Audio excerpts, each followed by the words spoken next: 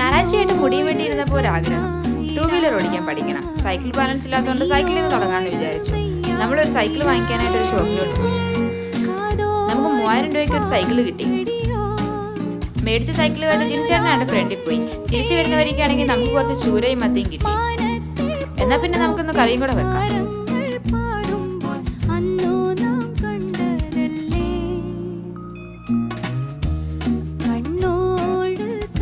നമ്മുടെ നാട്ടിലെ പുളിയൊന്നും ഇവിടെ കിട്ടില്ല, അതുകൊണ്ട് ഇന്ന് ഇച്ചിരി മാങ്ങ ഇട്ട് അഡ്ജസ്റ്റ് ചെയ്തു.